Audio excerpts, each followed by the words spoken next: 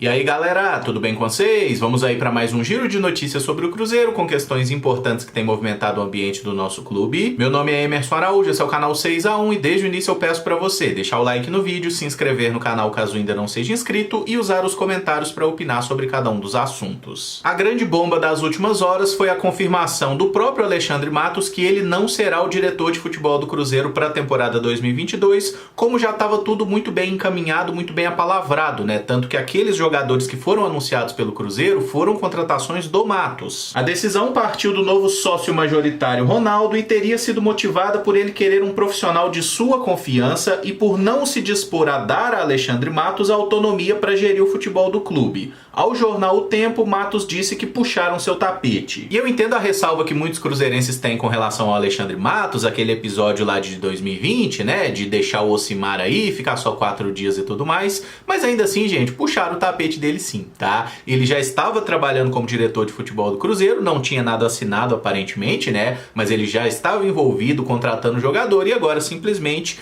como mudou essa gestão, o Ronaldo assumiu, falou não queremos você e ele rodou. E eu vejo uma diferença nesse episódio atual com aquele que o Matos não ficou no Cruzeiro em 2020, porque ele veio pro Cruzeiro deixando bem claro, eu não vou ser o diretor de futebol do Cruzeiro, eu vou dar uma ajudada aí por alguns dias, né, acabou ficando muito menos do que todo mundo esperava, mas ele falou claramente, eu não serei o diretor de futebol do Cruzeiro, porque tem um acordo encaminhado com o Reading, o time da Inglaterra, acabou não indo pra lá e indo pro Atlético, que fez com que todo mundo ficasse ainda mais puto, mas o Matos não tinha nenhum acordo verbalizado com o Cruzeiro que seria o diretor de futebol, e agora existia sim esse acordo, não estava assinado e todo mundo sabe que o que não está assinado pode ser modificado, isso vale inclusive para esses jogadores que foram contratados agora. Nós não sabemos se o Cruzeiro assinou ou não os contratos com esses atletas, né, esses 10 jogadores que estão chegando ao Cruzeiro, mas se os contratos não estiverem assinados e o Ronaldo não quiser agora ficar com algum desses atletas, ele pode simplesmente declinar do acordo e o jogador não vir para o Cruzeiro. Se tiver assinado, mesmo que não esteja registrado no BID, aí o Cruzeiro vai ter que honrar com esse compromisso, aproveitando o atleta ou não. Fato é que Matos não seguirá e muito se cogitou da hipótese do Paulo André assumir como diretor de futebol do Cruzeiro, mas tudo indica que ele terá um papel acima na organização, como uma espécie de representante do Ronaldo no futebol em qualquer clube que o fenômeno adquirir. Então ele será uma espécie de vice-presidente de futebol no Cruzeiro e também no Valladolid. E isso deixa claro que Paulo André e Alexandre Matos poderiam coexistir nessa organização do Cruzeiro, mas essa não foi a escolha do Ronaldo, né, da equipe dele, porque o Alexandre Matos tem de fato uma postura bem centralizadora, é ele que comanda o futebol e o Ronaldo quer tomar as rédeas disso. É óbvio que isso é um direito dele, sendo dono de 90% das ações do clube, como já era também uma postura adotada pelos presidentes do Cruzeiro. Eles faziam o que eles queriam.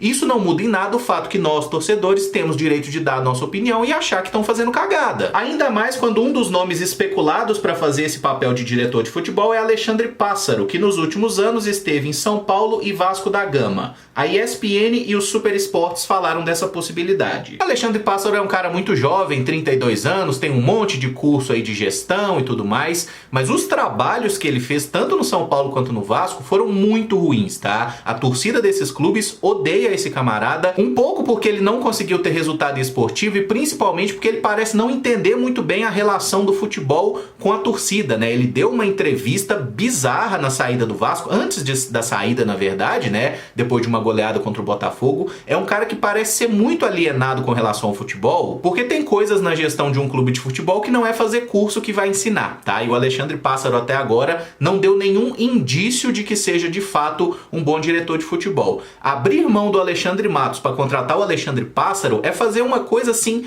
típica de Sérgio Santos Rodrigues, sabe? O que ele fez no meio do ano assim, que ele falou, não chegamos a um acordo com o Matos e eu trouxe aqui o Pastana. E o Pastana ainda tinha mais justificativa, porque ele pelo menos obteve algum sucesso esportivo na vida. E sinceramente eu acho que ter essas figuras, né, Paulo André e Alexandre Pássaro à frente do futebol do Cruzeiro, os dois juntos perdem para a experiência comprovada que tem o Alexandre Matos, tá? Eu tava até dando uma olhada aqui no histórico de carreira do Matos, né? Desde que ele chegou ao Cruzeiro ali em 2012, aquela primeira temporada que foi muito ruim, né? O Cruzeiro brigou na parte de baixo, mas não até o final do campeonato, conseguiu terminar o ano de forma mais segura do que tinha sido 2011. Mas a partir daí, 2013 e 2014, o Cruzeiro ganha o Campeonato Brasileiro, né? Em 2015 foi a pior campanha que o Alexandre Matos fez lá no Palmeiras, primeira temporada, terminou em 9º lugar no Brasileiro. Mas o time conquistou a Copa do Brasil naquela temporada e teve, consequentemente, vaga na Libertadores do ano seguinte. Daí pra frente, em todas as temporadas de Palmeiras e até no ano que ele esteve no Atlético Mineiro, em todas as temporadas o time com o Alexandre Matos teve uma vaga no G4, né? E o que a gente precisa nessa temporada é basicamente isso, G4 da Série B. E é por isso que eu considero essa saída do Alexandre Matos do projeto uma grande perda pro Cruzeiro, tá? Simplesmente porque é um cara que tem um respaldo de sucesso esportivo que é tudo que a gente precisa nessa temporada. O Cruzeiro precisa voltar pra Série A. Isso é um detalhe que eu acho legal falar sobre o Paulo André, porque eu vi muita gente caindo nessa onda e espalhando mentira na internet, tá? Eu vi uma galera dizendo que o Paulo André montou o Atlético Paranaense, que foi campeão da Sul-Americana em 2018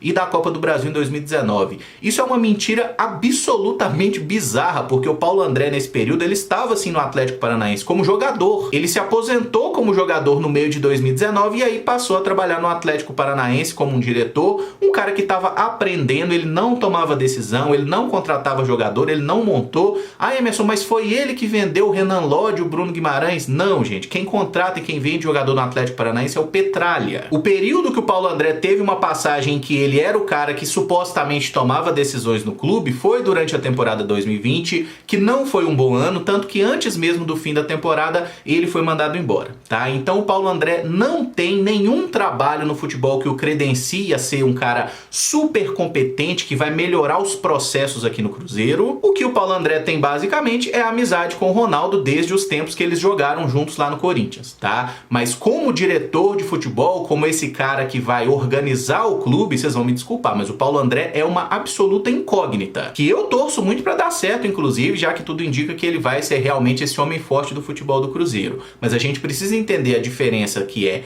confiança e torcida. Torcer, eu vou torcer pra qualquer um que estiver representando o Cruzeiro, mas confiar, a gente tem que ter alguma base sólida pra mostrar que o cara é competente pra gente poder confiar. E o Paulo André até hoje não tem isso. Pra não dizer que eu só vou botar defeito, tem um aspecto que eu acho interessante que o Paulo André pode aplicar ao Cruzeiro se ele seguir aquilo que o Atlético Paranaense fez, né? Que é apostar muito em jogadores jovens e menos em contratação de baciada. Essa forma que o Alexandre Matos contrata, eu particularmente nunca gostei. E eu vejo o modelo que o Atlético Paranaense faz de futebol, né? Usando jogadores jovens para valorizar, vender e manter o clube saneado financeiramente, como algo que o Ronaldo deve buscar fazer aqui no Cruzeiro, tá? E o Paulo André, por já ter trabalhado no Atlético Paranaense, acho que pode facilitar nesse processo de implantação. Mas quanto a isso é só o tempo que vai dizer mesmo. E outra questão em aberto é sobre o futuro de Vanderlei Luxemburgo, se ele será ou não o treinador do Cruzeiro na temporada 2022, algo que aparentemente ainda não está definido. E ontem, a partir do momento que anunciou que o Alexandre Matos não ficaria, muita gente já concluiu que o Luxa também não vai ficar. Mas não existe uma ligação entre os dois, tá? Tanto que quem contratou o Luxemburgo pro Cruzeiro não foi o Alexandre Matos, tá? Pode ser sim que o Luxemburgo fique, mas pelo que até disse o Samuel Venâncio lá da Itatiaia, ainda não houve essa discussão. O Ronaldo e o Luxemburgo trabalharam juntos, né? Ele foi técnico do Ronaldo na época de Real Madrid, e isso não significa nada, né? A gente tem que lembrar que o Ronaldo, ele é um homem de negócios, é um cara que tá pensando na grana e ele vai querer ter um treinador que ele confie minimamente. O que já remete a essa situação do Alexandre Matos, né? Você não querer trabalhar com o Alexandre Matos, beleza, mas vai vir um diretor de futebol melhor que ele, é o ponto. Você não querer trabalhar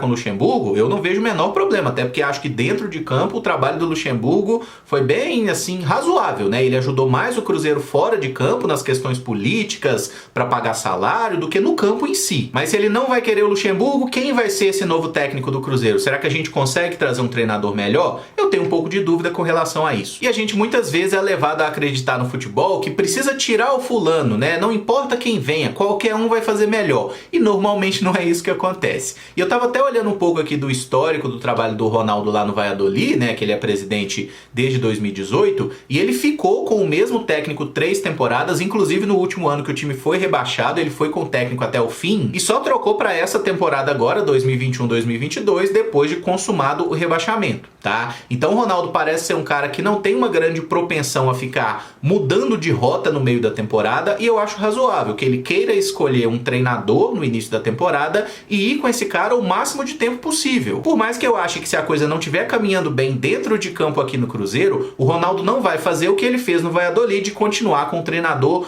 mesmo com torcida protestando, com todo mundo querendo que mudasse, ele foi com o cara até o final, até o time ser rebaixado. Eu acho que até o fato dele ter aprendido com esse exemplo e não ter obtido um sucesso, né, pode fazer com que aqui no Cruzeiro ele tenha uma postura diferente. Mas é importante destacar que até o momento que eu fecho esse vídeo, nessa quarta-feira, a situação do Vanderlei Luxemburgo não está definida. Pode ser que ele continue como técnico do Cruzeiro, até porque ele tem contrato vigente com o clube. Pode ser que o Ronaldo opte por trocar, e aí, se o contrato já tiver assinado, devem ter que pagar alguma multa pro Luxa. E só pra finalizar, gente, esse momento do Cruzeiro é realmente de muita incerteza pra gente, mas o único remédio é ter paciência e aguardar o que vai acontecer, tá? A gente tá vivendo uma transição, o Ronaldo vai colocar as pessoas que ele confia, e o que nos resta é torcer pra que dê tudo certo. A gente tem o direito sim de dar a nossa opinião, de gostar ou de não gostar. O Ronaldo é o dono, é ele que manda nessa porra, beleza, a gente sabe disso. Mas nós nunca fomos tratados como donos do Cruzeiro em outras temporadas, e a gente também sempre cornetou, sempre deixou as nossas opiniões, né? E é pra isso que a gente tá aqui. Eu gostaria que vocês também deixassem nos comentários